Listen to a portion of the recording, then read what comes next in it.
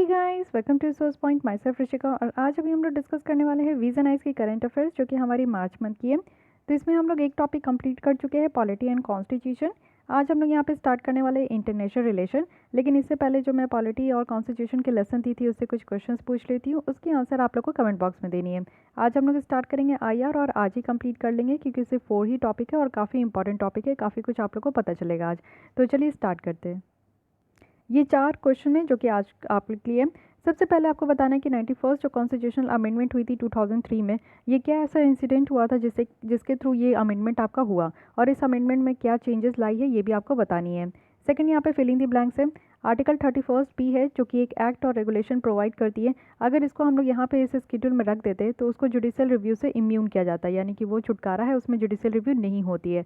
तो आपको बताने की कौन सी शेड्यूल है। थर्ड है कि ईरोनेट से आप क्या समझते हो। और fourth one is very important, that is world happiness index जो होती है, रिपोर्ट है, वो किसके द्वारा रिलीज़ की जा रही है। ये 4 बेसिक क्वेश्चन है, इसका आंसर आप लोग कमेंट बॉक्स में दीजिएगा। अब आइए, अब हम लोग आगे चलते हैं और आर्टिकल देखते हैं। तो सबसे पहले स्टार्ट करते हैं इंटरनेशनल रिलेशन के इंडिया सॉफ्ट पावर। तो इंडिया सॉफ्ट पावर से आप लोग को समझ में आएगा कि एक्चुअली यहाँ पे बात क्या की जा रही है। तो सबसे पहले यहाँ पे आप लोग देखोगे कि global soft power index release की गई है, और इसमें इंडिया की रैंक 27 है।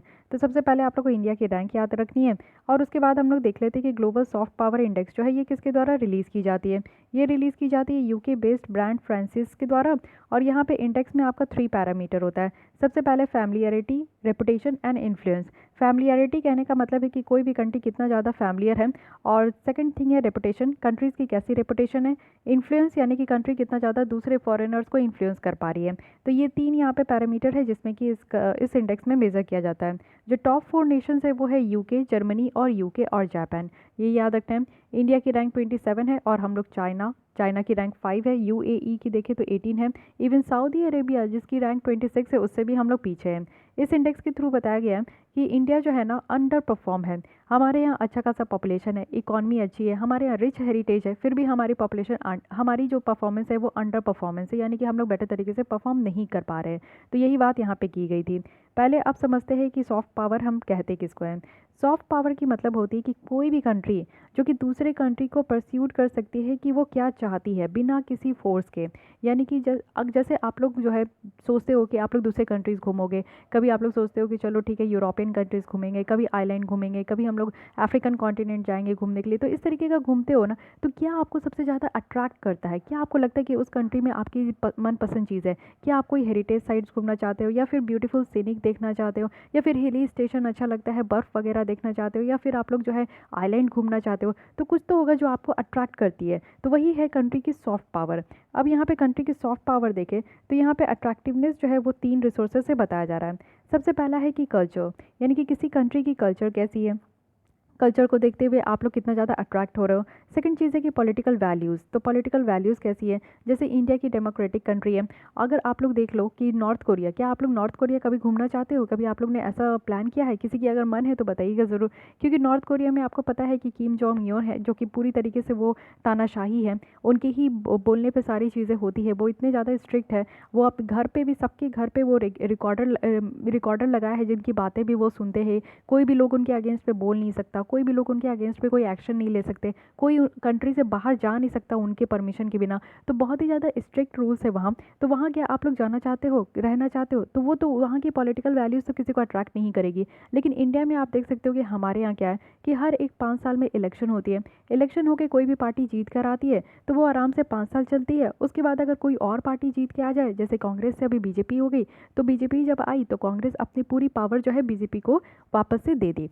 तो यहाँ पे बहुत ही ज़्यादा सॉफ्ट तरीके से होता है, कोई भी आपको रस्साकसी देखने को नहीं मिलेगा। ऐसा नहीं देखने को मिलेगा कि बहुत ही बड़ा डिस्प्यूट हो गया, एक पार्टी पावर छोड़ना नहीं चाह रही है, जैसे कि मेनली आप लोग श्रीलंका वगैरह या फिर आप लोग अफ्रीकन कॉन्टिनेंट में देखते हो कि वहाँ पे बहुत ज़्यादा प्रॉब्लम होती है। कोई एक पार्टी अगर बैठ गई तो वहाँ पे वो दोबारा अपना गद्दी छोड़ना नहीं चाहते। तो इस तरीके की चीज़ें हमारे कंट्री में नहीं है। पॉलिटिकल वैल्यूज़ की बात की जाती है, फॉरेन वैल्यूज़ की बात की जाती है कि कितना दूसरे कंट्रीज़ को हम लोग अपने कंट्री में अट्रैक्ट कर सकते हैं। तो ये सारी चीज़ें हैं। यहाँ पे बताया जा रहा है कि इंडियन स्कॉलर है, जैसे कौटिल्य है, कमंडक है, वो यहाँ पे रेफर किए थे सॉफ्ट डिप्लोमेसी, जिसमें कि प्रैक्टिस ऑफ संधि है, यानी कि प्रैक्टिस ऑफ पीस है, इसको सॉफ्ट डिप्लोमेसी कहा जा रहा है। अब यहाँ पे हम लोग देख लेते हैं कि इंडिया की स्ट्रेंथ क्या है एज ए सॉफ्ट पावर में। तो सबसे पहली है कि हमारी बहुत लंबी हिस्ट्री है, कल्चर है, सिविलाइजेशन है। आप लोगों को ये पता है कि हम लोग ऋग्वेद से पढ़ते हैं, जब भी आप लोग एंशिएंट बुक उठाते होंगे तो हड़प्पन सिविलाइजेशन है, ऋग्वेद है, तो कब की हम लोग टाइम से आज तक पढ़ रहे हैं। हमारे यहाँ एंशिएंट हिस्ट्री है, medieval history, modern history, Indian national movement है। तो इतने लंबे कतार से हम लोग पढ़ते हुए आज के डेट में 21st सेंचुरी में आए हैं। तो यानी कि हमारी जो हिस्ट्री है बहुत ही लंबी है। हमारे यहाँ कल्चर बहुत ज़्यादा है, क्योंकि हमारे यहाँ डाइवर्सिटी बहुत है। आपको डिफरेंट जाति के लोग देखने को मिलेंगे, डिफरेंट धर्म के लोग देखने को मिलेंगे, तो उनका कल्चर भी अपना अलग अलग है, सिविलाइजेशन भी अलग अलग है। फिर उसके बाद अगर हम लोग देखें तो ऑल मेजर रिलीजियस है हमारे वर्ल्ड की। सबसे बड़ी और ख़ासियत तो यही है, मुझे पर्सनली बहुत ही पसंद है कि डिफरेंट डिफरेंट रिलीजन्स के लोग हमारे यहाँ, जैसे कि 4 तो हमारे ही हैं, यानी कि यहीं से इंडिया से ही उनका जन्म हुआ है।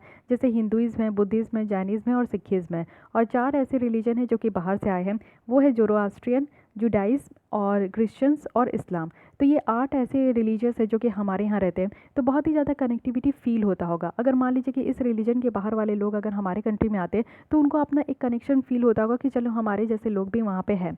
जैसे आप लोग भी कहीं घूमने जाते हो, इंस्पाइट ऑफ कि आपको वहाँ पे कैसा रहा, कुछ भी आपका जर्नी कैसी रही वो मैटर नहीं करता, लेकिन वहाँ के लोग अगर आपको अपने हिसाब के मिल जाए कि चलो हिंदू है, मुस्लिम है, सिख है, ईसाई है, तो आप लोग को बहुत अच्छा कनेक्शन, एक इंटरनल कनेक्शन फील होता है। तो वही चीज़ है यहाँ पे कि इंडिया में ये सारी चीज़ें हैं, रिलीजियस आपको देखने को मिलेगा। तो इसमें भी हम लोग जो है, बहुत ही बड़ी बात है। इंडियन गवर्नमेंट की अगर बात करें तो वो ये सारे जो इनकी सॉफ्ट पावर है, ये एक बिग वे है जो कि अपने ये सारी चीज़ों को वो ईस्ट, साउथ ईस्ट और सेंट्रल एशिया तक वो पहुंचाती है। बुद्धिज्म जो है ये हार्ट ऑफ इट्स डिप्लोमेसी है यहाँ पे। और इसी में अगर हम लोग नालंदा यूनिवर्सिटी प्रोजेक्ट की बात करें, एक समय था जब फॉरेनर्स आते थे नालंदा विश्वविद्यालय में पढ़ने के लिए, शिक्षा ग्रहण करने के लिए, लेकिन आज की डेट में इसकी कहीं ना कहीं सिग्निफिकेंस कम हो गई है, क्योंकि हम लोग इसको अच्छे तरीके से मेंटेन नहीं कर पाए। लेकिन फिर भी नालंदा यूनिवर्सिटी प्रोजेक्ट है जिसमें कि एक मेजर सॉफ्ट पावर इनिशिएटिव है इंडियन गवर्नमेंट का, कि वो फिर से रिवाइवल कर सकते हैं इसको और एक सेंटर ऑफ बुद्धिस्ट लर्निंग भी बना सकते हैं। एंड मेडिटेशन, अगर आप लोग देखोगे कि हाउस होल्ड टर्म्स में मोस्ट कंट्रीज़ में और हेल्थ एस्पेक्ट से भी, तो यहाँ पे रिसर्चर जो है बहुत ही ज़्यादा रिसर्च किया गया है, प्रोपेगेट किया गया वेल नोन फिजिशियंस और डॉक्टर्स के द्वारा कि योगा और मेडिटेशन जो है आपको बहुत ही ज़्यादा एक काम, पेशेंस और हेल्दी पर्सन बनाते हैं। ये तो मैं भी आप लोगों को कहूँगी कि अगर आप लोग योगा करते हो या फिर मेडिटेशंस करते हो, कुछ तो कीजिए। कुछ नहीं कर रहे हैं ना आप लोग, या फिर एक्सरसाइज नहीं कर रहे, या फिर आप लोग जिमिंग वगैरह नहीं करते हो, तो आप लोग को कुछ तो करना चाहिए। और कुछ भी अगर आप नहीं करना चाहते हो, बहुत ही ज़्यादा आलस से भरे हो, तो एक काम कर लीजिए, मेडिटेशन। अगर आप लोग पढ़ाई कर रहे हो, आप लोग यूपीएससी की या फिर किसी भी एग्जाम की तैयारी कर रहे हो, मैं ऐसा नहीं कि हमेशा यूपीएससी ही बोलूँ, क्योंकि आप लोग का कंप्लेन रहता है कि मैम आप सिर्फ यूपीएससी बोलते हो। नहीं नहीं, ऐसा बिल्कुल भी नहीं है। मैं सारे एग्ज़ाम के लिए आपको बता रही हूँ कि ये बहुत ही एज अ पर्सन भी आप लोग देखते हो कि लाइफ में कितना ज़्यादा प्रॉब्लम होती है। हर किसी के लाइफ में डिफरेंट डिफरेंट प्रॉब्लम है, कोई भी यहाँ पे सुखी इंसान तो है नहीं। तो इसलिए आप लोग को मेडिटेशन करनी चाहिए, जिससे कि बहुत ही ज़्यादा पीस मिलता है। जब दिमाग शांत होती है ना, तो सारी चीज़ें, बड़ी से बड़ी मुश्किल भी आसानी से टैकल हो जाती है। तो इसलिए मेडिटेशंस तो कीजिए। इसके अलावा मैं बोलूँगी कि योगा वगैरह कीजिए, योगा कीजिए, एक्सरसाइज कीजिए, कार्डियो कीजिए, या फिर कोई भी तरीके का आप जिमिंग वगैरह कुछ भी कर सकते हो, लेकिन ज़रूर कुछ कीजिए। अपने हेल्थ को जो है ना थोड़ा टाइम ज़रूर दीजिए, ठीक है। उसके बाद म्यूज़िक, डांस, आर्ट, आर्किटेक्चर, इसकी तो कमी नहीं है हमारे कंट्री में। आप लोग देखोगे कि जो ताजमहल है वो मोस्ट फेमस मॉन्यूमेंट है इंडिया की, और फॉरेन टूरिस्ट जो है ना वो भी यहाँ पे थाउजेंड ऑफ अदर हिस्टोरिकल और आर्कोलॉजिकल साइट्स भी जो है वो डिस्कवर कर चुके हैं ऑल ओवर द इंडिया में। ताजमहल को देखने के लिए कौन कहाँ कहाँ से लोग आते हैं हमारे कंट्री में। और साथ ही इसके साथ अगर हम लोग म्यूज़िक की बात करें, डांस, आर्ट, आर्किटेक्चर की बात करें, तो ये तो भर भर के है हमारे कंट्री में। Indian council for culture relations है, जो कि वर्क करती है मिनिस्ट्री ऑफ एक्सटर्नल अफेयर्स के अंदर। वो यहाँ पे जो है ना सिर्फ हमारे कल्चर को अब्रॉड तक, यानी कि बाहर तक डिसेमिनेट नहीं करती, बल्कि इसको इनकरेज भी करती है कि हम लोग और भी कल्चर को अपने इंडिया से जो है ना उसको एक्सपोज करें और इनकरेज करें एक कल्चर डायलॉग के लिए। बॉलीवुड की बात करें तो वो तो एक ग्रेट सॉफ्ट पावर टूल है एज ए बॉलीवुड मूवी, जो कि काफ़ी ज़्यादा पॉपुलर होता है। बहुत सारे कंट्रीज़ में भी लोग जो है बॉलीवुड मूवीज़ को काफ़ी ज़्यादा पसंद करते हैं। अफगानिस्तान में आप देखोगे तो बॉलीवुड और जो इंडियन सोप ओपरास है ना, वो बहुत ही ज़्यादा वहाँ पे फॉलो किया जाता है। यानी कि ओपराज वगैरह आप लोग सुनते हो ना, कैसे मैं बताऊँ, ओपेरा होता है एक तरीके का सॉन्ग है, जिसमें कि सारे एक स्टोरी को बहुत अच्छे से दर्शाया जाता है सॉन्ग के थ्रू, और एक आपका बहुत अच्छे तरीके से यहाँ पे ओपेरा होता है, ठीक है। तो ये सारी जो है आपको अफगानिस्तान में भी देखने को मिलेगा, बहुत ज़्यादा ये फेमस है। बॉलीवुड मूवीज़ जो है वो काफ़ी ज़्यादा पॉपुलर है, वो भी अफ्रीकाज़ में भी। तो काफ़ी डिफरेंट कॉन्टिनेंट है जिसमें कि हमारी बॉलीवुड को बहुत अच्छे तरह से दर्शाया जाता है।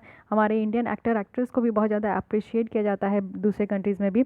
इंडियन क्विजीन की बात करें तो यहाँ पे तो मोस्ट आप देखोगे की अट्रैक्शन होती है फॉरेनर्स के लिए। और एक बिग सिटी यहाँ पे आप लोग को देखने को मिलेगा कि ये सिर्फ बिग सिटी ही नहीं है, विदाउट एटलीस्ट 2 और 3 इंडियन रेस्टोरेंट के। तो इंडियन क्विजिन की भी तो अलग ही एक महत्व है। साथ ही इंडियन डायस्पोरा और आपको एनआरआई, पीआईओ ये भी देखने को मिलेगा, काफ़ी अच्छा वाइटल रोल प्ले करते हैं हमारे सॉफ्ट पावर में। इंडियन डायस्पोरा क्या होते हैं, जो हमारे इंडियन ओरिजिन के हैं लेकिन बाहर जाके काम कर रहे हैं या फिर पढ़ाई कर रहे हैं, बाहर जाके काम कर रहे हैं, पढ़ाई कर रहे हैं, उनको हम लोग जो है इंडियन डायस्पोर कहते हैं। आपका जो है एनआरआई है, नॉन रेसिडेंट ऑफ इंडिया, लेकिन इंडियन ओरिजिन के हैं लेकिन अब वो बाहर जाके रहने लगे। पीआईओ है, ठीक है, पर्सन इंडियन ओरिजिन, जो कि इंडियन ओरिजिन के ही उनके डिसेंट उनके जो आपके एंसेस्टर्स है वो इंडियन ओरिजिन है, लेकिन ये भी कहीं से बाहर जाके रह रहे हैं। तो ये सारी चीज़ें जो कि काफ़ी अच्छा दूसरे कंट्रीज़ में जो है हमारे इंडिया का प्रचार प्रसार करते हैं, प्रमोट करते हैं, इस तरीके का आप लोग कह सकते हो, काफ़ी अच्छा इंपॉर्टेंट इनका भी रोल होता है। लेकिन फिर भी हम लोग की पोजीशन अच्छी नहीं है। हम लोग देख ली कि इतने सारे बात है हमारे इंडिया में, आप लोग भी जानते हो, सब कोई जानता है, पर्सनली जानते हैं, लेकिन फिर भी हमारी पोजीशन अच्छी नहीं है। तो क्या क्या चैलेंजेस हैं, इशू तो हर जगह रहती है, तो इसमें क्या क्या इशूज़ हैं।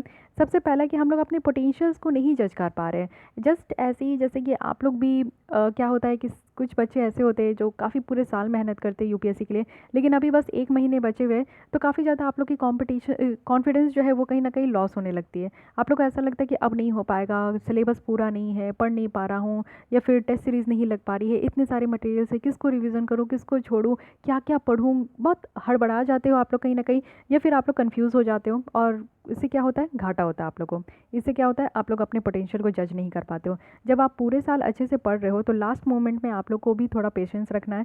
अपने पेशेंस के साथ साथ आप लोग को टाइम मैनेज करने का बहुत ज़्यादा ज़रूरी है। ये टाइम आता है जिसमें कि आप लोग टाइम मैनेजमेंट प्रॉपर तरीके से करो, समझ पाओ कि क्या पढ़ना है क्या नहीं पढ़ना है। तो इससे क्या होता है ना कि हर एक बच्चे में, हर एक इंसान में अपना खुद का पोटेंशियल होता है, बस मौका चाहिए कि आप लोग अपने पोटेंशियल को जांच पाओ कि आप क्या कर सकते हो। आप लोग भी किसी से कम नहीं हो। और जो यहाँ पे आप लोग देखोगे कि जितने भी बच्चे यहाँ पे क्लियर करके जाते हैं यूपीएससी, क्या आप लोग उससे कम हो? बिल्कुल कम नहीं हो, बस आप लोग अपने पोटेंशियल को नहीं जज कर पा रहे हो। तो यही यहाँ पे भी इशू है कि इंडिया जो है अपने पोटेंशियल को जज नहीं कर पा रही है। वर्ल्ड की लार्जेस्ट डेमोक्रेसी है, इंडिया को एज ए डिस्क्राइब किया जाता है मॉडल ऑफ सॉफ्ट पावर, और एक कंट्री है जहाँ पे आपका रिमार्केबली यहाँ पे पुअर यूज़ किया जा रहा है। लेकिन हम लोग की बातें अच्छी की जा रही है, लेकिन फिर भी हम लोग जो है ना इस तरीके का सॉफ्ट पावर को अच्छे तरीके से यूज़ नहीं कर पा रहे हैं। इंडिया में आप देखोगे तो यहाँ पे मोर यूनेस्को वर्ल्ड हेरिटेज साइट्स है, और मोस्ट ऑफ द जो है वो डेवलप्ड वर्ल्ड है, और इंडिया का है डेवलपिंग कंट्रीज़ है, लेकिन फिर भी हमारे यहाँ से 38 यूनेस्को वर्ल्ड हेरिटेज साइट है, और बाकी सब कहाँ से, तो डेवलप्ड कंट्रीज़ है। तो ये भी बहुत अच्छा खासा है कि जिसमें हम लोग जो है ना टूरिज्म और एजुकेशन को फिर भी हम लोग अच्छे तरीके से यहाँ पे प्रमोट नहीं कर पा रहे हैं। सेकंड है कि हमारे यहाँ लैक ऑफ डाइवर्सिफिकेशंस है। इंडिया में आप देखोगे 36 इंडियन कल्चर सेंटर्स है बहुत सारे जोग्राफीज़ में, लेकिन फिर भी हमारा एम कहाँ है, डायस्पोरा में, जो कि हमारे कैरिबियन में है, साउथ अफ्रीका में है। और हम लोग अपनी स्ट्रैटेजिक और जो रिलेशनशिप्स है नॉर्डिक्स और जो लैटिन अमेरिका, इससे हम लोग जो अपनी रिलेशनशिप्स को ग्रो करने में काफ़ी ज़्यादा इग्नोर करते हैं। तो डाइवर्सिफिकेशन का में हम लोग एक ही जगह ज़्यादा फोकस कर रहे हैं, अरेबियन कंट्रीज़ में ज़्यादा फोकस कर रहे हैं, कैरेबियन कंट्री में साउथ अफ्रीका पे ज़्यादा फोकस करते हैं। हमें और भी तो कंट्रीज़ में फोकस करना चाहिए, जैसे नॉर्डिक्स कंट्री हो गई, आपका नॉर्वे, स्वीडन, ये सारी कंट्रीज़ हो गई, लैटिन अमेरिका है, तो इन सब में भी हम लोग को अपनी रिलेशनशिप को ग्रो करना चाहिए। तो डाइवर्सिफिकेशन की हमारी कमी है। नेगेटिव परसेप्शंस है, इंडिया में आप देखोगे कि वाइड स्प्रेड रेपुटेशन जो है वो करप्शन का है। सब कोई जानते हैं कि इंडिया में बहुत ज़्यादा करप्शन है, हमारे यहाँ गरीबी बहुत ज़्यादा है, और अच्छी खासी बिजनेस भी नहीं है। बहुत सारे इंटरनेशनल मीडिया पॉल्यूशंस की रिपोर्ट भी जो है वो यहाँ पे निकाल कर आती है कि पॉल्यूशन बहुत ज़्यादा अर्बन एरिया में है, चाइल्ड लेबर है, बच्चों बच्चों से काम कराते हैं, वीमेन के अगेंस्ट में बहुत ज़्यादा वायलेंस होती है। तो हमारी जो यहाँ पे वर्ल्ड वाइड जो हमारा रेपुटेशन है वो भी बहुत बढ़िया तो नहीं है। साथ ही स्टेट अनेबल इंडिविजुअल की है जो, उसकी भी कमी है। इंडिया की अगर बात करें तो बैडली हम लोग यहाँ पर रेट करते हैं स्टेट ड्रिवन जो हमारी कल्चर डिफ्यूजन्स है इसकी मेजर्स को लेकर, रादर देन मोर ऑर्गेनिक और नेचुरल प्राइवेट सेक्टर्स पे, सिटीजन्स लीड एफर्ट्स पे, इस पे हम लोग ध्यान नहीं दे रहे हैं। यानी कि सिटीजन्स जो यहाँ पे एफर्ट्स लगा रहे हैं इस पे ध्यान नहीं देना। हमारे यहाँ प्राइवेट सेक्टर बहुत अच्छा, लेकिन हम लोग किस पे ध्यान दे रहे हैं, स्टेट ड्रिवन जो कल्चर डिफ्यूजन्स है इस पे हम लोग ज़्यादा ध्यान देते हैं, जो कि एक अच्छी बात नहीं है।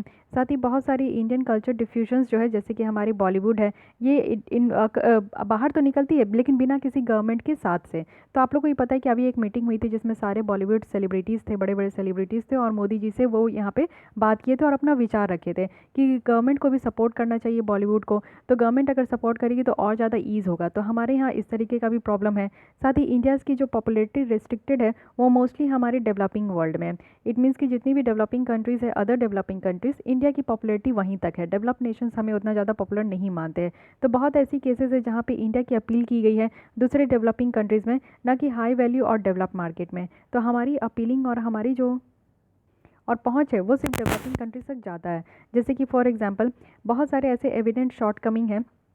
इतना ज़्यादा एविडेंट शॉर्टकमिंग आने के बावजूद इंडिया की जो यूनिवर्सिटी है वो कंटिन्यू यहाँ पे लार्ज नंबर ऑफ वो डेवलपिंग वर्ल्ड से ही अट्रैक्ट करिए, जैसे कि नेपाल हो गया, अफगानिस्तान हो गया और अफ्रीका हो गया। तो ये सारे कंट्री से ही बच्चे हमारे यहाँ पढ़ने आ रहे हैं। तो यही सारी प्रॉब्लम है हमारे यहाँ। अब वे अहेड में बताया जा रहा है कि हमें ज़रूरत है कि हम अपने क्वालिटी, ट्रेनिंग, एक्सीलेंस, इन्वेस्टमेंट पे ज़्यादा फोकस करें, वो भी इंडिया के सॉफ्ट पावर बनने के लिए। साथ ही हम लोग को टेक्सटाइल क्राफ्ट्समैन को भी लिवरेज करना होगा, जिसको कि हम लोग अच्छे तरीके से कल्चर मोटिव्स में इस्तेमाल कर पाएंगे और सारे कल्चर्स के फॉर्म को हम लोग यहाँ पे अच्छे तरीके से पैटर्न में ला पाएंगे। इंडिया की जो खादी टेक्सटाइल डिज़ाइंस है वो भी काफ़ी हिस्ट्री से आ रही है। आप लोगों को पता है कि खादी जी जो कि महात्मा गांधी जी प्रमोट करते थे खादी को, तो खादी जी में बोले खादी को महात्मा गांधी जी प्रमोट करते थे। तो ये काफ़ी पुराना है, हमारे हिस्ट्री से चलते आ रहा है और काफ़ी ह्यूज एस्पेक्ट है इंडिया की पॉलिटिकल फिलॉसफी को लेकर। तो इसको भी हम लोग को वर्ल्ड वाइड इसको स्प्रेड करना चाहिए, जिससे कि सारे लोग इसे समझ पाएँ। इंडिया को कंसीडर करनी चाहिए कि एक इंडियन कल्चर सर्विस वो सेटअप करे। एक कल्चर कैडर होगा जो कि हाई प्रोफाइल करियर स्ट्रैटेजीज़ होगी, इसको रिक्रूट किया जाएगा, ट्रेन किया जाएगा और डेवलप की जाएगी, जिससे कि हमारी क्रिएटिविटी जो है वो ग्लोबल पर्सपेक्टिव में होगी। साथ ही हमें दूसरे इंटरनेशनल बेस्ट प्रैक्टिसेस से सीखने की ज़रूरत है, जैसे यूके की successful the great Britain campaign है। तो इंडिया को भी इस तरीके से इन्वेस्ट करने की ज़रूरत है, जिससे कि हम लोग अपने क्रिएटिव प्रोजेक्ट को एक ला सके और बहुत सारे जो डेवलपमेंट हमारी गवर्नमेंट डिपार्टमेंट है उसके साथ कोऑर्डिनेट करके, जैसे एजुकेशन है, टूरिज्म है, कल्चर है, कॉमर्स है, इंडस्ट्री है, चार्डी है। तो इन सारे डेवलपमेंट के साथ हम लोग यहाँ पे कोऑर्डिनेट करें और एक cohesive pitch of India image को लेकर जो है हम लोग को भी यहाँ पे एक कंपेज लेकर आना चाहिए। अब कंक्लूज़न में बताया जा रहा है कि सॉफ्ट पावर जो है ना एक हमारी सब्स्टिट्यूट नहीं होनी चाहिए हार्ड पावर के लिए। ये हेल्प करती है सिर्फ और सिर्फ जब कंट्री अपने आप को एक कन्वेंशनल सोर्स ऑफ इकोनॉमिक और मिलिट्री पावर जैसा बिल्डअप कर देती है। अगर मोस्ट फंडामेंटल लेवल पे देखें तो जो सॉफ्ट पावर है ना ये हम जो है लोगों के दिमाग को और दिल को जीतने जैसा है। तो हम लोग किसी चीज़ को यहाँ पे फोर्स लगा कर तो नहीं कर सकते, लोगों को अच्छा लगेगा तो लोग अपने आप आ जाएंगे। अब यहाँ पे बात होती है दो तरीके की। अगर आप लोग को यूपीएससी की तैयारी करनी है तो आप लोग दो तरीके से कर रहे हो, या तो आपका मन है और दिल है कि आप लोग सिविल सर्वेंट बनो, या फिर दूसरा होता है कि आपके पेरेंट्स का और आपके जो रिलेटिव्स हैं उनका मन है, उनका दिल है। खैर रिलेटिव्स का तो होता नहीं है, वो तो जलते ही रहते हैं, लेकिन हाँ आपके पेरेंट्स का एक इच्छा होता है कि मेरा बेटा या मेरा बेटी जो है सिविल सर्वेंट बने। तो ये दो तरीका है। लेकिन ऐसा क्या है कि जब तक फोर्स रहता है ना तब तक आप लोग नहीं कर सकते हो। जब तक आपके मन से ये इच्छा नहीं होता है कि हाँ मेरे दिमाग से, मेरे मन से, ये दिल से ये इच्छा नहीं होगा कि आप सिविल सर्वेंट बनो, तब तक ये कर पाना थोड़ा सा मुश्किल है। 0.001% ही ऐसा है जो कि फोर्स में प्रेशर में आकर इस तरीके का एग्ज़ाम भी क्लियर करते। बाकी सारे लोग तो जो दिल से चाहते, इच्छा से चाहते हैं, प्यार करते हैं इस सारी चीज़ों से, वही एग्ज़ाम को निकाल कर लेके जाते हैं। अब आते हैं सेकंड टॉपिक पे। सेकंड टॉपिक है multi party interim appeal arbitrations arrangement at WTO। अब बहुत बड़ी बात कह दी यहाँ पे, देख लेते क्या है, न्यूज़ में क्यों थी। कुछ मेंबर्स है WTO के, इट मीन्स कि वर्ल्ड ट्रेड ऑर्गेनाइजेशन के, जो कि इस्टेब्लिश किए हैं मल्टी पार्टी इंटरिम। बहुत सारी यहाँ पे पार्टी है, इंटरिम अपील है, आर्बिट्रेशन अरेंजमेंट है, जो कि कंटिजेंसी अपील अरेंजमेंट होगा ट्रेड डिस्प्यूट के लिए। अब पहले इसके बारे में समझते, इतना लंबा चौड़ा नाम दिया गया multi party interim appeal arbitration arrangement. तो ये है क्या, ये आपका जो डिस्प्यूट सेटलमेंट है जो कि WTO में, क्योंकि WTO क्या करती है कि पूरे वर्ल्ड वाइड जो ट्रेड होता है, व्यापार होता है, उसको ये मैनेज करती है, मॉनिटर करती है। तो इसमें डिस्प्यूट तो होता ही है, एक दो कंट्री के बीच में किसी भी ट्रेड को लेकर जो बहस तो होती ही है, परेशानी तो होती है। तो इसको यहाँ पे सेटलमेंट करने का जो काम होता है वो आर्टिकल 25 के तहत होता है, यानी कि WTO के। तो उसके अंदर इसको सेटअप किया गया है। अब यहाँ पे जो सेटअप किया गया है WTO की डिस्प्यूट सेटलमेंट बॉडी जो है वो यहाँ पे डाई फंक्शनल्स है। जब ये US ने डिसाइड करी है कि वो यहाँ पे जजेस की जो अपॉइंटमेंट है उसको ब्लॉक करेगी, तो यहाँ पे क्या है कि आर्बिट्रेशंस को ऑफर किया गया है, जो कि एपलेट बॉडी के बाहर है। WTO में एक एपलेट बॉडी भी होती है, जो कि हम लोग IR वाले PT 365 में देखे थे। तो उसके बाहर जो है उसमें आर्बिट्रेशंस है, वो भी म्यूचुअल एग्रीमेंट कराएगी। आर्बिट्रेशंस होता क्या है, आर्बिट्रेशंस होता है कि कोई भी डिस्प्यूट को सेटल कराना, और ये कराते कौन है, तो आर्बिट्रेटर कराते हैं। इट मीन्स कि एक सलाहकार होते हैं, दो पार्टी है, दो पार्टी के बीच में जो है ना एक म्यूचुअल अंडरस्टैंडिंग के साथ जो है कोई भी तरीके का अगर डिस्प्यूट है तो उसको सेटल करना है।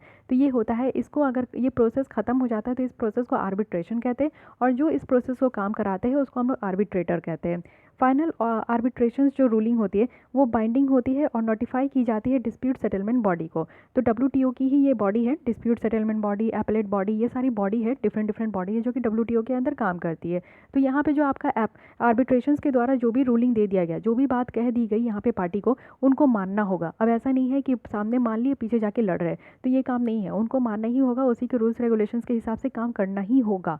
तो और साथ ही साथ ये नोटिफाई करना है, यानी कि बताना है डिस्प्यूट सेटलमेंट बॉडी को कि दो पार्टी के बीच में जो है किस बातों को लेकर यहाँ पे सलाह मशवरा किया गया और उनको क्या रूल्स रेगुलेशंस दी गई है।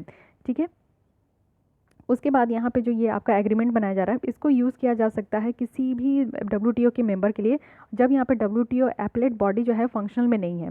यानी कि जब यहाँ पे एपेलेट बॉडी, ये तो आपका वैसे ही हो गया ना कि जब एपेलेट बॉडी है जहाँ पे आप लोग अपील कर सकते हो और यहाँ पे भी कोई भी ट्रेड से रिलेटेड जो डिस्प्यूट होता है उसको सेटल किया जाता है। अगर ये आपका फंक्शन में नहीं है, ये समटाइम्स काम नहीं कर रही है, तो उस समय क्या होगा कि आर्बिट्रेशन के पास आप लोग को जाना होगा। तो ये एग्रीमेंट जो है यहाँ पे EU, Australia, Brazil, Canada, China और चिले के द्वारा बनाया गया है। इंडिया और USA की बात करूँ तो अभी तक जो है इस तरीके के एग्रीमेंट का पार्ट नहीं है। तो ये एक अगेन वेरी इंपॉर्टेंट बात हो जाती है, ये पूछ लिया जा सकता है आपका एग्जाम में कि इंडिया मेंबर है, तो इंडिया और चाइना दोनों मेंबर नहीं है। सॉरी, इंडिया और USA दोनों मेंबर नहीं है, चाइना इसकी मेंबर है। क्योंकि UPSC का एक फेवरेट पोर्शन है कि वो इंडिया के बारे में तो पूछती है, साथ ही हमारे इतने अच्छे बेस्ट फ्रेंड है USA और चाइना, इसके बारे में भी हमेशा लगातार मिला के पूछती है। अगर क्वेश्चन को टफ करना है तो वो यहाँ पे लिख देंगे कि इंडिया और चाइना जो है वो इसके मेंबर नहीं है, तो अब आप लोग वहाँ पे चक्कर खा जाओगे कि चाइना था कि USA था।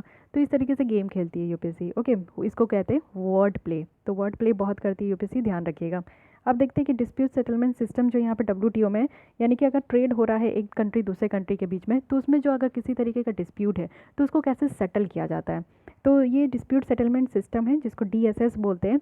ये एक तरीके का मैकेनिज्म है जिसमें कि कोई भी ट्रेड डिस्प्यूट है ना उसको रिजॉल्व किया जाता है मेंबर स्टेट के बीच में, और ये पॉलिटिकल नेगोशिएशन और एडजुडिकेशन के लिए इसको इस्तेमाल किया जाता है। यानी कि अल्टीमेट जो आपका एक फैसला लिया जाता है तो वो काम इसमें DSS में किया जाता है। जो उरुग्वे राउंड नेगोशिएशन था 1986 का 1994 में, तो यहाँ पे आपका DSS बना, यानी कि ये जो डिस्प्यूट सेटलमेंट सिस्टम बना ये आपका उरुग्वे राउंड नेगोशिएशन से बना। और जो आपका एडॉप्शन हुआ डिस्प्यूट सेटलमेंट अंडरस्टैंडिंग का, इससे क्या हुआ ना कि ट्रेड डिस्प्यूट यहाँ पे जो था उसको गवर्न किया जाता था मेंबर स्टेट के बीच में। DSU की बात करें, यहाँ पे फिर निकल कर आया डिस्प्यूट सेटलमेंट अंडरस्टैंडिंग। तो ये आपका जो है इंपॉर्टेंट प्रिंसिपल थी जिसके थ्रू DSS काम करते थे। यानी कि DSS जो आपका बना डिस्प्यूट सेटलमेंट सिस्टम, ये आपका बना उरुग्वे राउंड नेगोशिएशन से। और ये जो काम करती है, इसके काम करने का जो तरीका है वो कहाँ से मिल रहा है, तो ये इनको मिल रहा है DSU से, यानी कि डिस्प्यूट सेटलमेंट अंडरस्टैंडिंग से। डिस्प्यूट सेटलमेंट अंडरस्टैंडिंग में बात करें तो यहाँ पे स्टेबिलिटी और प्रेडिक्टेबिलिटी यहाँ पे आपका प्रोवाइड किया जाता है मल्टीलेटरल ट्रेडिंग सिस्टम का।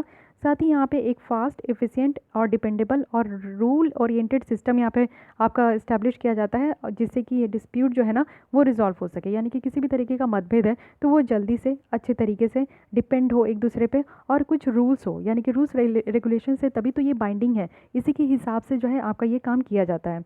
सेकेंड है यहाँ पे आपका डिस्प्यूट सेटलमेंट बॉडी, ये अब आ गया DSB। पहले हम लोग क्या देख रहे थे, DSS। ये आपका क्लियर हो गया। DSS है ये आपका कब से निकल कर आए, कब बना था, ये उरुग्वे राउंड में बना था। और DSS जो फंक्शन करती है वो किसके द्वारा फंक्शन करती है, तो DSU में जो आपका प्रोविजन दिया गया है उसके थ्रू फंक्शन करती है। All clear, clinic all clear, okay. अब आइए सेकेंड बॉडी। तो यहाँ पे है डिस्प्यूट सेटलमेंट बॉडी। जो जनरल काउंसिल है ये WTO की हाईएस्ट डिसीजन मेकिंग बॉडी है, जो कि यहाँ पे मीट करती है। यानी कि कोई भी तरीके का डिसीजंस लेना है तो कहाँ पे मिलते हैं ये लोग, डिस्प्यूट सेटलमेंट बॉडी में मिलते हैं। ये काफ़ी एसेंशियली है, एक पॉलिटिकल बॉडी है, और ये रूल्स और प्रोसीजर्स को यहाँ पे एडमिनिस्टर करती है, जो कि DSU की है। साथ ही जो डिसीजंस है वो यहाँ पे आपका एक रिवर्स कंसेशंस मेथड है, इसके थ्रू लिया जाता है, और सारे कंसेशंस के ही थ्रू लिया जाता है। जितने भी यहाँ पे मेंबर है, जो भी यहाँ पे बैठ रहे हैं, इस डिस्कशन कर रहे हैं इस मीटिंग में, उनके जितनी भी बातें हैं उसी से बात और सलाह मशवरा करके जो है यहाँ पे आपका सारा डिसीजंस लिया जाता है। तो ये डिस्प्यूट सेटलमेंट बॉडी है, यानी कि ये जो है यहाँ पे क्या करती है कि जितनी भी आपकी प्रॉब्लम है, डिस्प्यूट है, उसको यहाँ पे सेटल करती है। लेकिन हाँ, यहाँ पे डिसीजंस मेकिंग करके यहाँ पे सेटल किया जाता है। थर्ड बॉडी जो है इसकी WTO की वो है एपेलेट बॉडी। एपेलेट बॉडी में ध्यान रखना है कि यहाँ पे 7 मेंबर परमानेंट ऑर्गन है जो कि फैसला लेते हैं और जो कि अपील किया जाता है आपका डीएसएस में। डीएसएस में जो भी अपील किया जाएगा उसको फैसला लेने वाली एक अल्टीमेट बॉडी कौन है, तो एपेलेट बॉडी है। मेंबर जो यहाँ पे अपॉइंट किए जाते हैं वो डीएसपी के द्वारा अपॉइंट करते हैं, क्योंकि ये डिसीजन मेकिंग बॉडी है, तो यही डिसीजन लेगी ना कि एपेलेट बॉडी में कौन कौन मेंबर होनी चाहिए। ठीक है, एक तीनों बहुत कंफ्यूजिंग है लेकिन तीनों में आपको क्लियर होना चाहिए। तो एपेलेट बॉडी में जो मेंबर आते हैं वो डीएसबी से आते हैं और 4 साल के लिए आते हैं। यहाँ पे पॉजिटिव कंसेशन मैकेनिज्म है। साथ ही आप लोग, ये 3 तो बॉडी हो गई। उसके बाद यूएस जो है वो चाहती है कि कंप्लीट ओवरऑल होना चाहिए डिस्प्यूट रेजोल्यूशन सिस्टम का, और जो अपॉइंटमेंट है यहाँ पे एबी में वो यहाँ पे आपका रोक देना है 2 साल के लिए। ये कंसीडर करती है कि कोई भी जो बॉडी है ना वो अपनी एबिलिटी को कॉन्स्टेंट करेगी, जिससे कि जो अनफेयर ट्रेडिंग प्रैक्टिस हो रहा है चाइना के द्वारा और दूसरे कंट्री के द्वारा, तो उसको काउंटर किया जाए। तो अब भाई यूएसए ऐसे चाहते हैं कि ये जो आपका एपेलेट बॉडी के जो मेंबर का यहाँ पे रिक्रूटमेंट हो रहा है, अपॉइंटमेंट हो रहा है, उसको 2 साल के लिए रोक देना है। इससे क्या होगा ना कि अनफेयर जो प्रैक्टिसेस बढ़ते जा रहा है चाइना और दूसरे कंट्रीज़ के द्वारा, तो उसको काउंटर करने में यूएस के लिए काफ़ी ज़्यादा एक सहूलियत होगा। तो अब ये तो क्या ही बोलूँ। तो आप लोग को बेसिक ये ध्यान रखना है, ये तो आपसे पूछा नहीं जाएगा कहीं भी। 4th पॉइंट जो है वो आपको समझाने के लिए पूछा क्वेश्चन इस तीनों से जाएगा, तो ये इसको आप लोग को ध्यान में रखना है। अब आते हैं 3rd आर्टिकल में। तो 3rd आर्टिकल है न्यूक्लियर नॉन प्लॉरिफरेशन ट्रीटी एट 50। तो रिसेंटली जो एनपीटी है, न्यूक्लियर नॉन प्लॉरिफरेशन ट्रीटी, वो यहाँ पे आपका 1950 में आई थी और 50 साल इसके पूरे हो गए। तो अब इसके बारे में देख लेते हैं। एनपीटी का ऑब्जेक्टिव क्या था? सबसे पहले यही था कि जो न्यूक्लियर वेपन है उसके स्प्रेड को रोकना है, वेपन टेक्नोलॉजी के स्प्रेड को रोकना है। साथ ही एक शांतिपूर्ण यूज़ होना चाहिए, यानी कि न्यूक्लियर एनर्जी का अगर इस्तेमाल तो शांतिपूर्ण इस्तेमाल होना चाहिए। और फर्दर एक गोल है कि न्यूक्लियर डिसआर्मामेंट को अचीव करना, यानी कि जितने भी कंट्रीज़ में जो भी तरीके का आपका न्यूक्लियर बम है, न्यूक्लियर वेपन है, या फिर न्यूक्लियर आपकी कोई भी तरीके की वेपन टेक्नोलॉजी है, तो उसको धीरे धीरे आप लोग ख़त्म कीजिए। तो इसको अचीव करने का एक गोल था। और जनरल और कंप्लीट डिसआर्मामेंट, यानी कि पूरी तरीके से आप लोग अपने कंट्री में जो है ना किसी भी तरीके का न्यूक्लियर वेपन नहीं होना चाहिए। कोई भी ऐसा आपके कंट्रीज़ में इस तरीके का न्यूक्लियर का इस्तेमाल नहीं होना चाहिए जो कि आप लोग वॉर वगैरह में कर सको। एक शांतिपूर्ण तरीके से इसका इस्तेमाल हो, इस चीज़ को पूरी तरीके से यहाँ पे आपका एनपीटी में इसका ऑब्जेक्टिव था। इसको हम लोग जो है ना cornerstone of global nuclear non proliferation and disarmament भी कहते हैं। साथ ही आपका मोस्ट वाइडली जो अधेयर टू ग्लोबल ट्रीटीज़ है, यानी कि सबसे ज़्यादा ऐसा ग्लोबल ट्रीटीज़ है जिसको माना जाता है। तो इसके बारे में भी देख लेते हैं। स्टेट फंडिंग अगर हम लोग इलेक्शंस का देखें तो वो यहाँ पे कंसीडर किया जाता है सिर्फ कुछ प्री रिक्वेसिट्स को यहाँ पे मानने के बाद, जैसे कि इंटरनल डेमोक्रेसी कैसा है पॉलिटिकल पार्टीज़ में, कंप्लीट ट्रांसपेरेंसी होनी चाहिए उनके फाइनेंशियल अफेयर्स में। तो ये सारी चीज़ें मीट होती है तभी यहाँ पे आपका स्टेट फंडिंग किया जाता है। ये जो ट्रीटी है ना ये सिर्फ ओनली बाइंडिंग कमिटमेंट है, वो भी मल्टीलेटरल ट्रीटी में, जो कि इस तरीके का डिसआर्मामेंट का गोल को अचीव करती है। यानी कि इसके अलावा आपको कोई भी ऐसी ट्रीटी नहीं देखने को मिलेगी जो कि कोई भी कंट्री को इस तरीके से अगर न्यूक्लियर वेपन वगैरह है तो उसको ख़त्म करने का कोई भी बात रखती है। तो ये सिर्फ ओनली है और बाइंडिंग है, यानी कि इसके जो भी मेंबर कंट्रीज़ है उनको मानना ही पड़ेगा ऐसा बात। तो इंडिया की अगर बात करें तो सबसे चालाक है इंडिया, जो कि नॉन सिग्नेटरी है, वो इस तरीके की ट्रीटी को साइन ही नहीं करी है। और टोटल आप लोग देखोगे कि 191 स्टेट्स है जो कि अब तक ज्वाइन कर चुके हैं। और यहाँ पे जो इंक्लूडिंग है वो 5 न्यूक्लियर वेपन स्टेट्स भी है। ट्रीटी जो यहाँ पे डिफाइन करती है न्यूक्लियर वेपन स्टेट को, वो होते हैं जो कि अपने कंट्रीज़ में बनाते हैं और न्यूक्लियर एक्सप्लोसिव्स डिवाइस को वो टेस्ट करते हैं। यानी कि जो भी यहाँ पे टेस्ट किए हैं 1 जनवरी 1967 से पहले, तो उनको यहाँ पे न्यूक्लियर वेपन स्टेट यहाँ पे डिफाइन किया जा रहा है। और वो जैसे कि आपका यहाँ पे यूएस है, रशिया है, यूके है, फ्रांस, चाइना है, तो ये लोग भी अपने कंट्री में जो है न्यूक्लियर एक्सप्लोसिव डिवाइस को टेस्ट किए हैं और बनाए भी हैं। 4 और भी कंट्रीज़ है जिसको हम लोग जानते हैं और बिलीव करते हैं कि ये न्यूक्लियर वेपन है, जैसे कि हमारी इंडिया है, पाकिस्तान है, इजराइल है और नॉर्थ कोरिया है। सारी कंट्रीज़ एक्सेप्ट ये 4, यानी कि India, Pakistan, Israel, north Korea जो है वो यहाँ पे एनपीटी की पार्टीज़ है। तो आप लोग को सबसे पहला तो ध्यान रखना है कि कौन 4 कंट्रीज़ है जो कि एनपीटी की पार्टी नहीं है, क्योंकि इसके अलावा आपको 191 स्टेट्स देखने को मिल रहा है, यानी कि मेजोरिटी कंट्रीज़ तो इसकी पार्टी है। तो इंडिया है, हमारे पड़ोसी और प्यारे पाकिस्तान है, साथ ही इजराइल भी है और नॉर्थ कोरिया है। एनपीटी रिव्यू कॉन्फ्रेंस है जो कि हर एक 5 साल में होता है और यहाँ पे रिव्यू देखा जाता है कि इस ट्रीटी का ऑपरेशन सही से हो रहा है कि नहीं, साथ ही इसमें जितने भी रूल्स रेगुलेशंस है उसको सही तरीके से यहाँ पे कंसीडर किया जा रहा है कि नहीं। तो यहाँ पे इससे पहले IAEA के बारे में देख लेते हैं। ये आपका इंटरनेशनल एजेंसी है और इसका फाउंडेशन हुआ था 1954 में न्यूक्लियर कॉपरेशंस को प्रमोट करने के लिए। एक सेफ तरीके से, सिक्योर तरीके से और पीसफुल यूज़ होना चाहिए न्यूक्लियर टेक्नोलॉजी का। ये एक स्पेशलाइज्ड एजेंसीज़ है जो कि इंटीग्रेट की गई है यूनाइटेड नेशन सिस्टम के साथ और अपनी खुद की यहाँ पे इंटरनेशनल ट्रीटी है जिसका नाम है यहाँ पे स्टैट्यूट ऑफ द IAEA। इसकी थ्री मेन रोल है। सबसे पहला है कि पीसफुल यूज़ होना चाहिए जो भी न्यूक्लियर एनर्जी है, जैसे साइंस में हो, स्पेशली क्रिटिकल जब भी ज़रूरत हो डेवलपिंग कंट्रीज़ को तभी इसका इस्तेमाल करना है। सेकंड चीज़ कि यहाँ पे न्यूक्लियर सेफ्टी को प्रमोट करनी है। न्यूक्लियर जो आपकी रेडियो एक्टिव मटेरियल्स है उसको भी सिविलियन यूज़ में सिक्योरिटी के साथ यहाँ पे इस्तेमाल करना है। साथ ही मोर देन 900 सिविलियन फैसिलिटीज़ है जिसको यहाँ पे वेरीफाई किया गया कि वो यहाँ पे न्यूक्लियर मटेरियल्स जो है वो यहाँ पे किसी भी तरीके का न्यूक्लियर वेपन बनाने के लिए इस्तेमाल नहीं होना चाहिए। IAEA की बात करें तो ये आपकी पार्टी नहीं है ट्रीटी की, बट ये अंडर आती है, NPT के अंदर आती है, लेकिन इसकी पार्टी नहीं है। जो एजेंसी है इसमें स्पेसिफिक रोल्स है, जैसे इंटरनेशनल सेफगार्ड यहाँ पे है। साथ ही एक तरीके का चैनल है जिसमें कि पीसफुल एप्लीकेशंस को जो भी न्यूक्लियर टेक्नोलॉजी को है उसको यहाँ पे ट्रांसफ़र करती है। तो इसके बारे में कुछ बेसिक फैक्ट्स एंड फिगर्स है जो कि ध्यान रखिएगा। अब NPT के बारे में देखते हैं कि माइलस्टोन्स ऑफ सक्सेस, कितना अब तक से यहाँ पे सक्सेस मिल चुका है।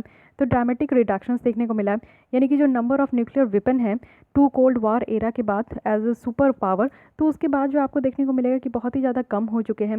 यानी कि पिक था 70,000 वॉरहेड्स थी 1986 में, तो वो अराउंड आज के डेट में 14,000 है। और विद द US और रशिया जो कि यहाँ पे 12,500 ये इसके पास है। सक्सेसफुली अगर देखें तो हम लोग जो प्रोलिफरेशंस है अराउंड द वर्ल्ड इसको प्रिवेंट कर पाए हैं। यानी कि बहुत ही फ्यू स्टेट ऐसे हैं जो कि अभी भी इस ट्रीटी से बाहर है और हम लोग भी इसी ट्रीटी के बाहर हैं। तो 1970 से अगर देखें तो 4 कंट्रीज़ है जो कि अभी तक एक्वायर्ड की है न्यूक्लियर वेपन को, और total number of nuclear weapon state जो है वो यहाँ पे 9 हो चुकी है। और ये अब तक जो आप देखोगे तो यहाँ पे आपका सिर्फ 4 कंट्रीज़ है जो कि इस तरीके से न्यूक्लियर वेपन को एक्वायर्ड की है, और यहाँ पे टोटल नंबर जो न्यूक्लियर वेपन स्टेट का है वो 9 है। एडिशनल प्रोटोकॉल अगर आप डिटेक्शन का देखोगे तो काफ़ी अच्छा यहाँ पे डिटेक्ट भी किया जाता है। यहाँ पे राइट है कि इंस्पेक्शंस करना है, यानी कि कोई भी जगह जाके इंस्पेक्शन भी किया जाता है जहाँ पे ऐसा लगता है कि न्यूक्लियर वेपन का इस्तेमाल हो रहा है या फिर यूज़ वगैरह हो रहा है। तो ये जो ट्रीटी है ये कुछ कॉपरेट करती है पीसफुल एप्लीकेशन का न्यूक्लियर टेक्नोलॉजी का, और ये सारा काम जो होता है वो इंटरनेशनल एटॉमिक एनर्जी एजेंसी के अंदर होती है। ये काफ़ी मदद करती है न्यूक्लियर इंस्पेक्शंस करने में, और वो भी किस में, तो ईरान न्यूक्लियर डील जो था उसमें काफ़ी मदद की थी कि ईरान में जाकर वो लोग इंस्पेक्शन करते थे कि वहाँ कोई न्यूक्लियर वेपन का काम हो रहा है कि नहीं, यहाँ पे कोई टेस्ट वगैरह हो रहा है कि नहीं, जो कि काफ़ी इफेक्टिव रहा।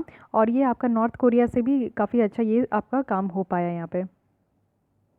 यहाँ पे न्यूक्लियर वेपन को जो है फ्री जोन बनाने में काफ़ी मदद हुआ। जो स्टेट है बहुत सारे रीजन का वर्ल्ड में, वो यहाँ पे चूज़ की गई कि वहाँ पे न्यूक्लियर वेपन फ्री जोन बनाना है, और एक स्ट्रॉन्ग डेमोन्स्ट्रेशंस लेकर आना है उनके कमिटमेंट का कि वर्ल्ड का जो ऑब्जेक्टिव है बिना न्यूक्लियर पावर वेपन का, तो उसको यहाँ पे बनाने में काफ़ी ज़्यादा मदद हुआ। अब इस मैप के थ्रू आप लोग देख सकते हो, यहाँ पे बताया जा रहा है कि NPT के जो है न्यूक्लियर वेपन स्टेट कौन कौन सा है। तो यहाँ पे रसिया है, नॉर्थ कोरिया है, चाइना है, ओके एक सेकेंड, नहीं नॉर्थ कोरिया नहीं, वही तो मैं सोचूं। ये आपकी रशिया है, चाइना है, ओके। यहाँ पे ये देखने को मिला US है, ये भी तो US का अलास्का वाला पार्ट है। यहाँ पे बेल्जियम है। उसके बाद यहाँ पे आता है non NPT nuclear weapon state कौन कौन है। तो ये तो हम लोग भाई साहब इंडिया है, और साथ ही यहाँ पे आप लोग देखोगे कि पाकिस्तान भी है, नॉर्थ कोरिया भी है, ठीक है। तो ये आप लोग को ध्यान रखना है। और यहाँ पे इसराइल भी है। तो ये 4 ऐसी कंट्री है जो कि पार्ट नहीं है। अब यहाँ पे नाटो न्यूक्लियर वेपन शेयरिंग भी है, तो इसमें भी आप लोग देख सकते हो, ये टर्की है, यहाँ पे जर्मनी है, ये कंट्रीज़ है। उसके बाद सस्पेक्टेड न्यूक्लियर वेपन स्टेट कहाँ है जहाँ पे आपका इंस्पेक्शन हुआ था, तो ये ईरान है, क्योंकि ईरान न्यूक्लियर डील थी, तो इसमें आपका सस्पेक्टेड जगह था जहाँ पे जाकर ये लोग जो है इन्वेस्टिगेट करते थे, देखते थे और इंस्पेक्शंस करते थे कि वहाँ पे ऐसा कोई काम हो रहा है कि नहीं हो रहा है। तो मैप के थ्रू बहुत अच्छे से समझाया गया है। लेकिन देखते हैं कि कुछ कंसर्न्स अभी भी बाकी है। 50 साल हो गए लेकिन फिर भी कुछ कंसर्न्स बाकी है, तो इसको देख लेते हैं। पावर है P5 मेंबर्स के साथ। जो 5 न्यूक्लियर वेपन स्टेट है वो यहाँ पे रिकॉग्नाइज़ की गई है NPT के द्वारा, नॉन प्रोलिफरेशन ट्रीटी के द्वारा, जो कि 5 परमानेंट मेंबर है यूनाइटेड नेशन सिक्योरिटी काउंसिल के। ये काफ़ी ज़्यादा जो है ना, यहाँ पे आपको कंक्लूजन का राइज होते हुए दिखेगा कि न्यूक्लियर वेपन जो है आज के भी डेट में पॉलिटिकल और मिलिट्री पावर की करेंसी है। साथ ही यहाँ पे सेकंड पॉइंट है कि हमारी इन्वेस्टमेंट जो न्यूक्लियर आर्सेनल और जो इसमें बढ़ रही है, साथ ही न्यू टेक्नोलॉजी भी इमर्ज हो रही है। न्यू टेक्नोलॉजीज़ है और वेपन का टाइप्स है, जिसमें कि आपका एक ऑफेंसिव साइबर है, काउंटर स्पेस है, और यहाँ पे हाइपरसोनिक वेपन है। तो ये सब कुछ जो है हमारे सिक्योरिटी इन्वायरमेंट को डिस्टेबलाइज कर रही है। रशिया की बात करें तो यहाँ पे न्यूक्लियर वेपन भी बहुत ज़्यादा बढ़ते जा रहा है, न्यू इन्वेस्ट हो रहा है यहाँ पे आपका एक्जॉटिक न्यूक्लियर कैपेबिलिटीज़ के लिए। चाइना की बात करें तो वो भी अपने न्यूक्लियर आर्सेनल को काफ़ी ज़्यादा अपडेट कर रहे हैं, लेकिन ये यहाँ पे स्ट्रैटेजिक कॉम्पिटिशन्स इंडिया के साथ जो है ना इसकी पार्ट नहीं है। अनसेटल्ड आपको देखने को मिलेगा इंटरनेशनल सिक्योरिटी इन्वायरमेंट भी है। US की जो विड्रॉवल देखने को मिली है P5 से, P5 बोल रही है यहाँ पे, आपका जो joint comprehensive actions plan of actions है, तो ईरान जो है फिर से अपने यहाँ प्रोग्राम करी है कि वो फिर से इनरिच करेगी, यानी कि फिर से वो अपने न्यूक्लियर वेपन को बनाएगी। टेंशंस जो है वो सऊदी अरेबिया और ईरान में है। टर्की भी यहाँ पे एस्पायर कर रही है कि वो भी न्यूक्लियर पावर होना चाहती है। यूएस नॉर्थ कोरिया की नेगोशिएशंस तो आप लोग को पता ही है। तो ये सारी चीज़ें जो कि आज के भी डेट में इंटरनेशनल सिक्योरिटी इन्वायरमेंट के थ्रू जो है अनसेटल्ड है, सेटल नहीं है, नॉन कंप्लायंस है। ये most serious non proliferation challenges है जो कि एनपीटी फेस कर रही है, क्योंकि ये बाइंडिंग है और इसमें जितने भी स्टेट्स हैं उनको इनकी रूल्स रेगुलेशन को फॉलो करना है। लेकिन बहुत सारी ऐसी यहाँ पे स्टेट भी है जो कि इसके साथ है लेकिन इसकी रूल्स रेगुलेशंस को फॉलो नहीं कर रही है, कंप्लायंस नहीं कर रही है इसके साथ। एनपीटी की बात करूँ तो वो यहाँ पे नॉन सिग्नेटरीज जैसे इंडिया, इजराइल, पाकिस्तान है, तो उसको यहाँ पे प्रिवेंट नहीं कर रही है इस तरीके से न्यूक्लियर थ्रेशोल्ड को क्रॉस करने में। और साथ ही साथ जो पहले के एनपीटी के सिग्नेटरीज थे एंड नॉर्थ कोरिया, बाद में ये छोड़ दिए थे, तो इसको भी प्रिवेंट नहीं कर पा रही है। और न्यूक्लियर आर्म्ड साइट्स बनाने से जो है, न्यूक्लियर आर्म्ड स्टेट बनने से जो है इसको यहाँ पे रोका नहीं जा रहा है। तो जो भी नॉन सिग्नेटरीज है उनको तो ओपन छोड़ दिया गया है, उनके ऊपर कोई भी ये जो है अपना नहीं दिखा पा रहे हैं कि उनको अपने अंडर ला पाएंगे कि नहीं ला पाएंगे, उनको यहाँ पे न्यूक्लियर वेपन से फ्री कर सकेंगे कि नहीं कर सकेंगे, तो उनको यहाँ पे प्रिवेंट नहीं कर पा रहे हैं। साथ ही पोजिशंस है वेपन का, एनपीटी जो है ना वो यहाँ पे नॉन वेपन जो स्टेट है उसको यहाँ पे फॉरवर्ड नहीं कर पा रही है ये न्यूक्लियर वेपन को प्रोसेस करने में। यानी कि जो भी आपकी यहाँ पे नॉन वेपन स्टेट है तो वो यहाँ पे अच्छे से न्यूक्लियर वेपन को जो है एक्सेस कर रही है। ये जो ट्रीटी है इसमें कोई भी तरीके का सेक्शन नहीं है, अगर आप लोग वायलेट कर रहे हो या फिर किसी भी ट्रीटी इस तरीके की ट्रीटी से विड्रॉल कर रहे हो तो इसमें कोई भी सैंक्शन नहीं है, कोई भी रुकावट नहीं है, ये बातें कही गई है। वे 8 में बताया जा रहा है कि मोर स्टेक्स होना चाहिए यूएसए और रशिया में। इससे क्या होगा कि उनको ही हेल्प होगा, जिससे कि वो अपने न्यू स्टार्ट जो 2026 है उसको और ज़्यादा एक्सटेंड कर पाएंगे। एक इन डेप्थ स्ट्रैटेजी स्टेबिलिटी जो है वो यहाँ पे लॉन्च कर पाएंगे, जिसके थ्रू वो न्यूक्लियर वेपन को कवर कर सके और फुल रेंज यहाँ पे एसोसिएटेड इश्यूज़ को ला सके। साथ ही न्यू ट्रीटी जो है ना उसके साथ अडेयर होना चाहिए, उसी के साथ कॉम्प्लाइंस होना चाहिए जो भी प्रोहिबिशन ऑफ न्यूक्लियर वेपन है और 2017 में अडॉप्ट की गई थी। इससे स्ट्रॉन्ग कॉन्ट्रीब्यूशंस हो पाएगा एनपीटी के आर्टिकल 6 में जो भी ऑब्लिगेशंस दिया गया है स्टेट पार्टीज़ को। साथ ही यहाँ पे कंक्लूजन बताया जा रहा है कि जो अचीवमेंट है एनपीटी की वो यहाँ पे इंटरनेशनल कम्युनिटी, स्टेट्स और सिविल सोसाइटी को शो करती है कि वो अपने गोल को अचीव कर सकती है जब वो एग्री हो और फोकस करे एक कॉमन पर्पस पे। जो रिमेनिंग चैलेंजेस है वो एनपीटी की फ्यूचर है और ब्रॉडर ग्लोबल यहाँ पे नॉन प्रोलिफरेशन रिजिम है जिसको ज़रूरत है कि यहाँ पे एड्रेस करें। और साथ ही साथ एक डीप रिजर्वायर भी मेंबर को देना है कि वो इस ट्रीटी को अच्छे तरीके से सपोर्ट कर सके। अब इंडिया की स्टैंड देख लेते हैं क्योंकि यही मेन इंपॉर्टेंट है। हम लोग जो है वो रिफ्यूज़ कर चुके हैं बहुत पहले से ही कि इस ट्रीटी को हम लोग साइन नहीं करेंगे, और वो काफ़ी ज़्यादा डिस्क्रिमिनेटरी है क्योंकि यहाँ पे आप लोग देखोगे कि कुछ कंट्रीज़ के लिए यहाँ पे डिस्क्रिमिनेशन है, मतभाव किया जाता है, भेदभाव किया जाता है, इसलिए हम लोग इसको ज्वाइन नहीं कर रहे हैं। इंडिया का मानना है कि ये एक बायस्ड लीगल इंस्ट्रूमेंट है जो कि वर्ल्ड को डिवाइड करी है न्यूक्लियर हैव्स और nuclear have not.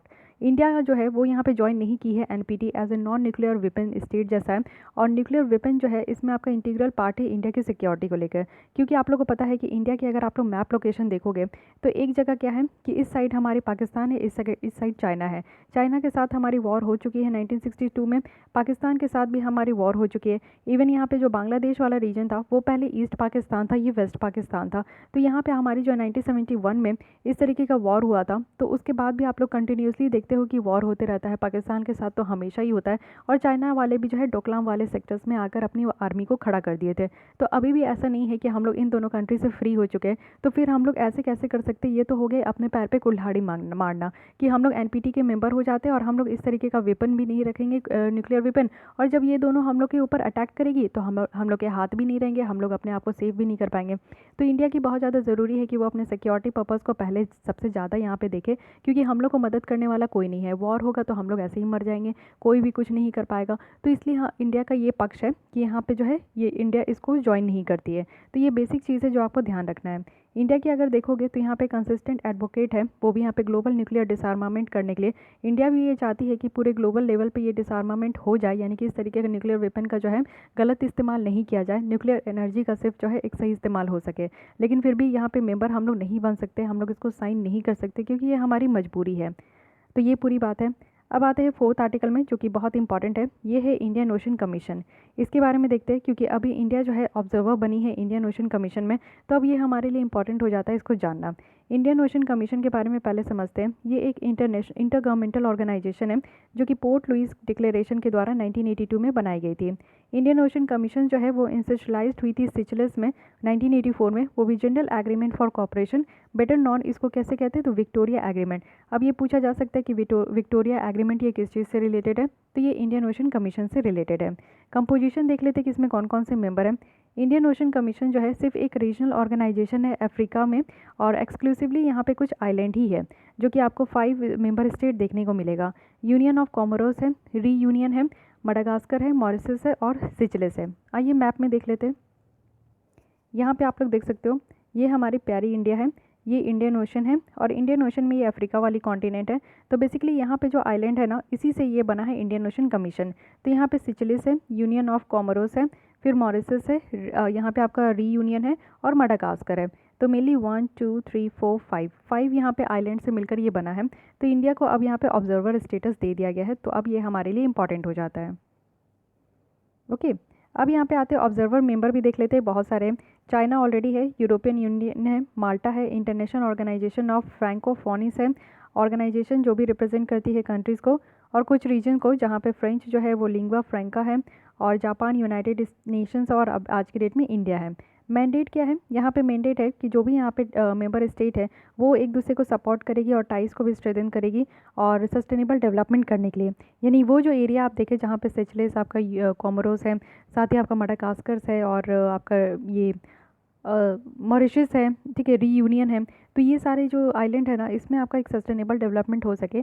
It means कि आज के जनरेशन को सारी बेसिक नीड्स जो है वो नेचुरल रिसोर्सेज मिल सके और आगे आने वाले जनरेशन को भी सारी चीज़ें मिल सके, इस तरीके का डेवलपमेंट वहाँ पे करना है।